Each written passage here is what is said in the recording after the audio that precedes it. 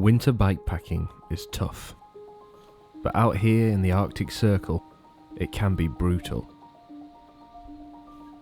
Seriously sub-zero temperatures, very few light hours, and most days it's a battle to keep moving. Your hands and feet go numb, your face freezes over, and here I am 50 miles from the Russian border, trudging through snow in pitch darkness, and starting to think I've bitten off more than I can chew.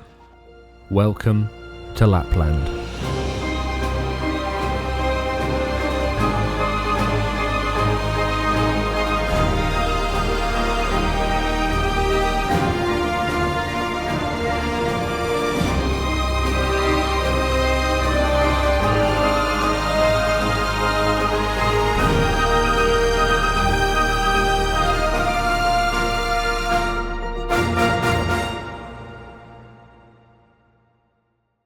I got cheap flights from Manchester to northern Finland, booked on more bags than I've ever done in one go, and flew to Rovaniemi, a city that straddles the Arctic Circle. I'd booked a train to take me to a town called Kemijärvi. It was an amazing double-decker train with loads of bike spaces, and the 2-hour journey cost me about €10, which was crazy. And as the train pulled away from the station, I was flooded with mixed emotions. I was super excited to get going, but also anxious of what lay ahead.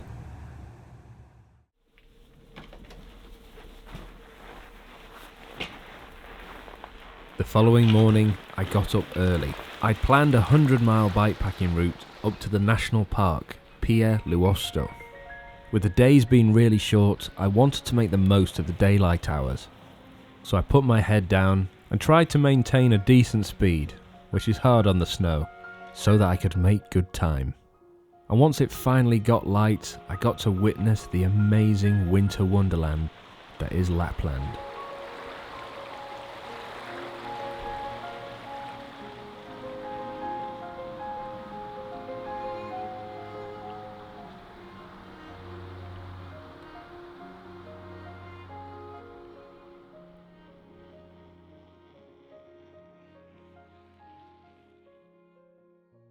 Good morning and welcome to Arctic Finland. I'm about 30-40 miles north of the Arctic Circle now, and it is chilly. It is minus 14 degrees at the moment, and today is actually the warmest day of the week with highs of minus 8. The plan is to do 35 miles today, which doesn't sound like a lot, but in these sort of conditions it's pretty hard going. I'm going to be staying at a wilderness hut, which is basically a Finnish version of a bothy. I brought all my camping gear just in case I can't get there, but it looks to be an amazing place, so I'm really looking forward to that. There might be other people there, who knows, it is a public facility, so let's see. Should be a good day. The day grew brighter and I realised the road I'd chosen was a logging route, with huge lorries going insanely fast and kicking up snow into my face. It definitely dampened the mood a bit.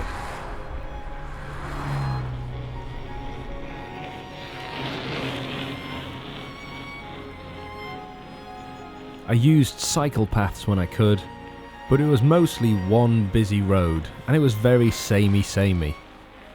Not really the Arctic wilderness that I'd planned.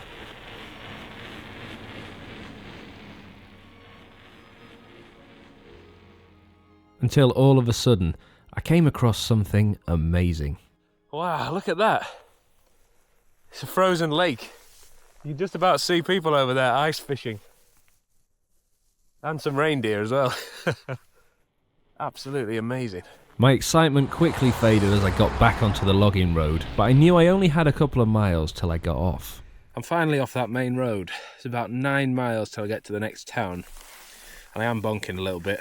I have got food, just stopping to then eat it then gets me cold, so I'm just hoping that I can keep munching away until I get to the town and there'll be somewhere warm, even if it's just a supermarket where I can just sit for a few minutes to have something to eat. So yeah, about 9 miles to go, and then after that about 5 or 6 miles, and then we'll be done, so cracking on. This road was much more like it. Hardly any traffic and absolutely beautiful. Absolutely freezing, I was so glad when I found the K Market. They had a hot drink station, so I made myself a cup of tea, stocked up on food, and carried on into the darkness.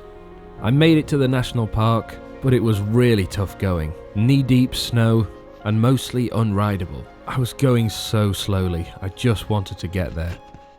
I'd go a few meters at a time and then have to stop to catch my breath because lugging the bike was so heavy. But a couple of hours later, I made it. I made it to the hut, but I'm so annoyed. I'm absolutely exhausted. That was just unbelievably tough. And I've made it, as you can see. You might be able to hear there's a generator in the background. They're basically renovating it. So I don't know if they're going to be here all night. I'm going to ask, just see if they will move eventually, but if not, I'm going to have to camp and find somewhere that's not too deep in snow. Unbelievable. I knocked on the cabin door and was told by the chaps working there that I couldn't sleep there because they hadn't finished. So with limited English, they told me about another hut 20 metres down the path that I could sleep in instead. Oh, amazing. It wasn't meant for sleeping, but it had a fire pit, and I was so glad to get out of the snow. There was a pile of dry firewood, so I got a fire going, started up the jet boil and made myself a lovely cup of tea. And I started to feel the heat return to my body. Before I even had chance to decide where I was going to sleep, I heard a knock at the door. Whoa, what a roller coaster of a day. I'm absolutely shattered. The guys that were working on the hut that I had planned on staying at originally came to get me after they put me in that hut over the road with the big fire pit in it. I think they felt sorry for me a little bit, and they've said that they're happy for me to sleep in here now. The only caveat being I can't sleep on the new bunk beds they've just put in. I think they've varnished them or something, so I'm not allowed to sleep on those, but I am more than happy to sleep on the floor. I've got my sleeping mat, my sleeping bag ready to go. I have a proper wood burning stove, not just a big fire pit that was getting very smoky. I also had a terrible draft under the door at the last place. There was a huge gap, like a foot. So in here I have a proper door that closes. It's really toasty in here, so I am really happy. The two guys spoke like a bit of English, but they were so helpful. They even stocked up the wood for the fire for me, and they've even subscribed to the YouTube channel, which is awesome. So if you're watching, thank you so much for all of that. It's been really nice to have somewhere nice to sleep. I'm going to get a good rest, have something to eat now, and then tackle tomorrow when it comes. Before I went to bed, I wanted to put the icing on the cake. I brought a dehydrated Christmas dinner from Firepot that I was going to cook up. It even came with a Christmas joke and a party hat. And given the location, it felt quite fitting. And although that does sound pretty grim, I'll grant you, it was really, really tasty. The perfect way to end my day. That is delicious. And similar to Christmas dinners at home, I found myself sat by the fire in a lovely warm house, feeling very full, so I promptly dozed off.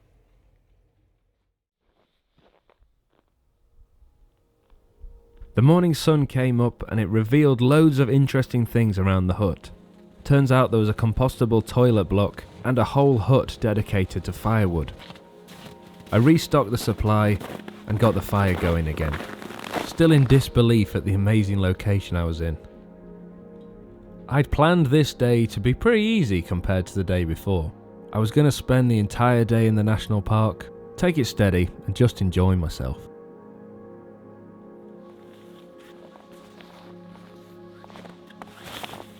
I'd brought my Tula Chariot Cross trailer with me, the idea being I could carry way more winter camping gear and move some of the weight from the bike to the trailer.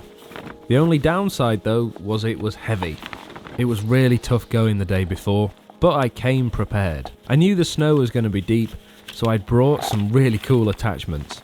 Tula make cross-country ski attachments for these trailers, so you can basically turn the trailer to a sleigh. I took off the rear wheels, attached the skis, and instantly found that it was so much easier than the day before.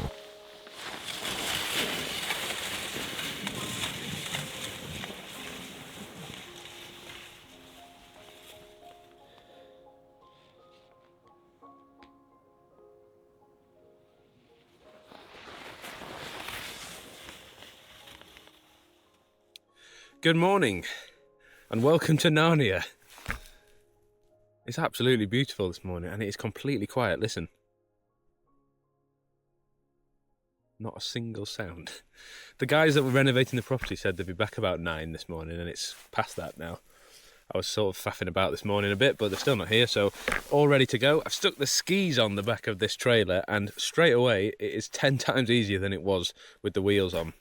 Last night I just couldn't be bothered. I was in that mindset that I just wanted to get there, and it probably would have been a lot easier to put the skis on, but they're on now. So the plan originally was to carry on this tough track that I was doing yesterday up to the top of the national park and then basically do a loop and come back to another hut a few miles from here basically.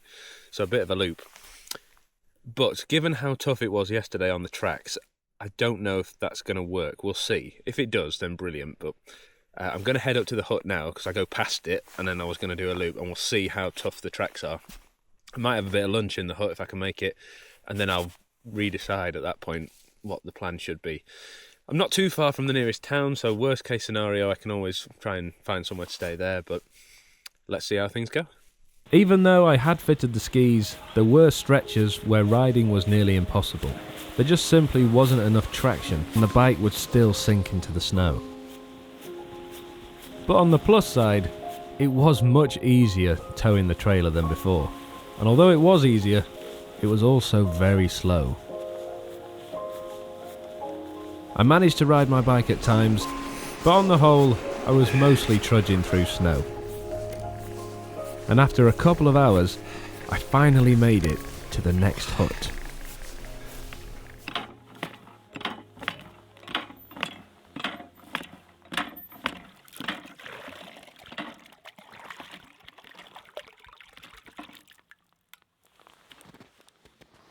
This hut wasn't open to the public, but you could pay to stay here. It was right on the edge of the national park, overlooking a beautiful frozen lake. And I felt like the only person around for miles.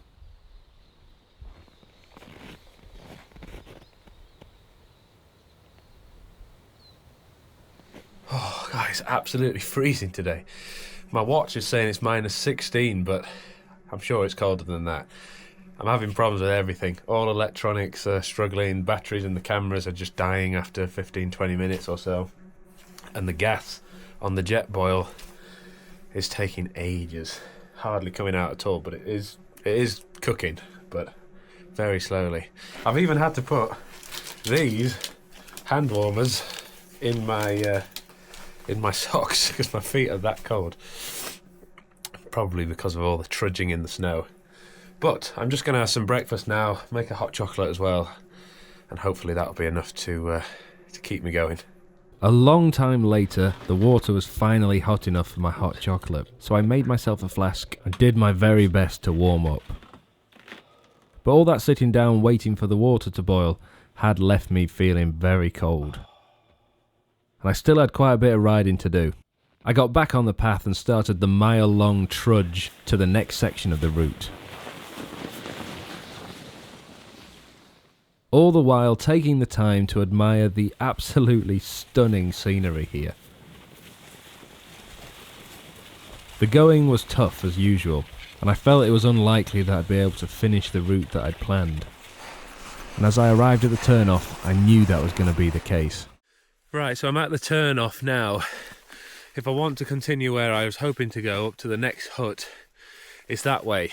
And as you can see, it's very deep snow. There's not a single track mark in there other than the odd reindeer footprint. So that's going to be extremely tough going. So I think what I'm going to do instead, well, I've got two options. I could either go back to the hut I was at last night, but I'd rather not do that, as nice as it was. Those guys to let me stay. I don't want to ask them again.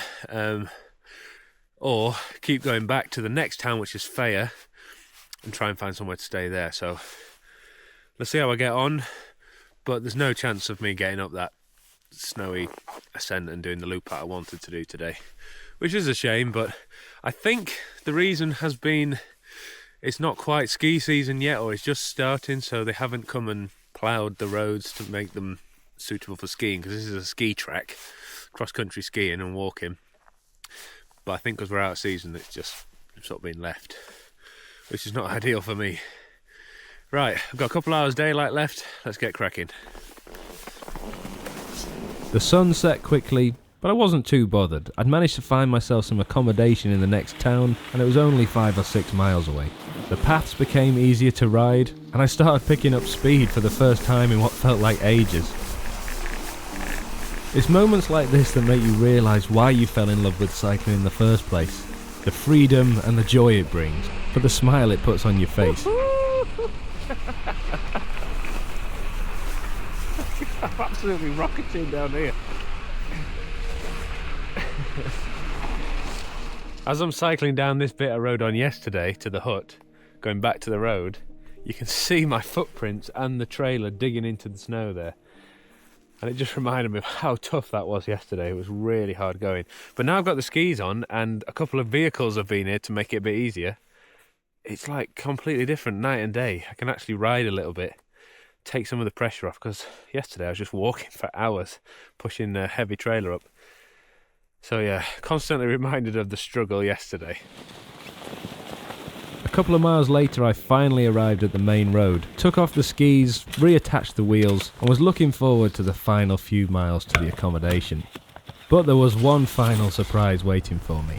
Those are the blokes that helped me last night and let me into the hut. They just gave me a nice wave. Bless them. I must have been working on that all day in -20. Don't envy that. The last few miles were on quiet roads and some of the best cycling paths I've ever seen. Properly ploughed and away from the road with their own set of streetlights, it felt like real luxury that led me to my accommodation, which turned out to be an entire apartment all to myself.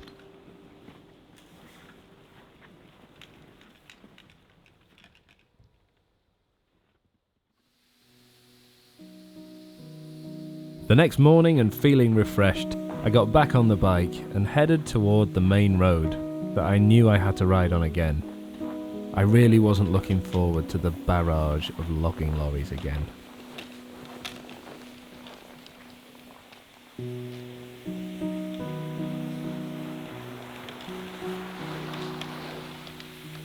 Good morning and welcome to day 3 of bikepacking in Arctic Finland. Today is the last big day of the trip. I'm riding about 30 miles back to Kemijärvi, which is where I started the trip on day 1 and where I've left all my stuff as well. It's going to be quite a long day, even though it's only 30 miles. It's on icy roads and snowy tracks like this, so it'll probably be dark by the time I get there. But I am so glad I stayed in that accommodation yesterday. It's bitterly cold. It must be definitely colder than yesterday, so -25 maybe. It's absolutely freezing. So I definitely made the right decision. I've charged all my batteries up. I had something warm to eat last night, so I'm feeling really good. Should be good to get to Kemijärvi today. Thankfully, the first few miles were on quiet roads. The sun even showed itself, and I took time to really admire the peaceful surroundings I was cycling in. And at times I even had the road all to myself.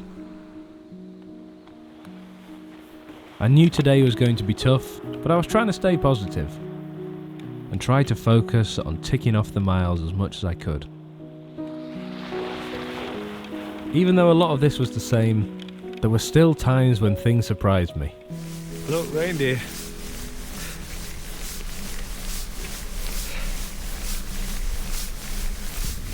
Little babies as well. Although I was trying to stay positive, the long day and bitter cold was starting to get to me. Oh God, it's freezing. I've got 2 pairs of thick gloves on and I'm still freezing. My goggles are freezing up. Oh, it's bitter. It's getting cold now. I've got hand warmers in my gloves, so my hands aren't too bad, but my buff is completely frozen solid, look. It's inflexible. So my face is getting cold. And my left foot, weirdly, is really, really cold. But I've got about 10 miles to go, so I'm just ploughing on. I'm not stopping for filming as much as I should be.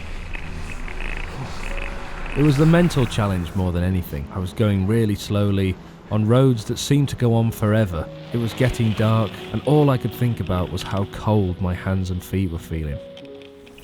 I had to stop and put all of my layers on again, and I was so relieved when I made it to the outskirts of Kemijärvi, where I was going to do something that I'd been looking forward to since I got here. I was going to a wild camp on a frozen lake. I'd got advice from the locals and seen loads of people walking here, so I felt confident enough to give it a try.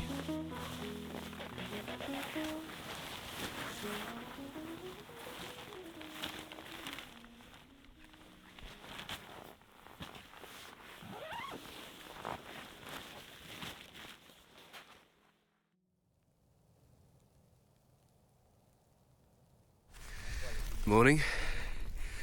Just been woken up by these ice fishermen. I slept alright in there actually last night.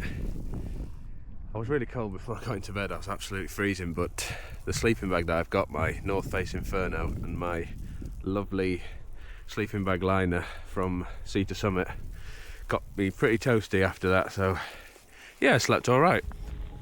I only had two plans today: to get off the ice and go and get something to eat, and ride the handful of miles back to the accommodation so I could pack up my bike and catch the train back to the airport. What I love about this part of Finland is nobody gave me a second look riding this bike. Everybody rides their bike here, and it was absolutely amazing. I stopped off at the Lidl, got something from the bakery before riding the final couple of miles back to my accommodation. Everyone here had been so friendly. The owner of this accommodation couldn't have done enough for me, and they'd been storing my bag since I arrived. Thank you so much for watching. In literally 10 seconds I'm going to run through the biggest giveaway I've ever done on this channel, and it's entirely free, so make sure you stick around for that. But before I do, a huge thank you to my Team 366 members who've been supporting me to make these videos and go on these adventures. Your support is massively appreciated, and if you're interested in joining, I'll leave a link in the description. But now to the giveaway. I've partnered with Redshift to bring you a really exciting giveaway, and the biggest giveaway I've ever done on this channel. Redshift makes some really exciting bike components, from cool handlebars to suspension stems and seat posts. One lucky winner will win a £450 voucher to spend on anything on the Redshift store. And right now, with things being on sale, that's enough to get you the top of the range suspension stem and suspension seat post. It's completely free to enter. All you need to do are these 4 things and you'll be in with a chance of winning. Number 1, subscribe to the channel. If you're not already, do that now. Just go ahead, click subscribe, and ideally put those notifications on. I only bring out videos once or twice a week, so if you like this, just click that and you'll be notified when I upload. Number 2, give this video a thumbs up. Super easy. Number 3, leave a comment telling me which bit of this video that you liked the most, and ideally if you've got any suggestions for next year's bikepacking film, somewhere you want to see me go, stick those in the comments as well. And lastly, I want to try something different. Most countries now have the option of a hype button on YouTube, meaning that you can hype videos that you like. All you need to do is click that hype button. You can click it up to 3 times if you haven't hyped other videos this week. So go ahead and click that button, and that's the final step of you potentially winning that awesome prize. So it's super simple. Subscribe, like, comment, and hype. Once you've done all those 4 things, you've got a chance of winning the prize. I'll be announcing the winner of this amazing prize on the 1st of January 2026, so you can hopefully upgrade your bike for the new year. Thank you so much for watching. I'll see you in the next video.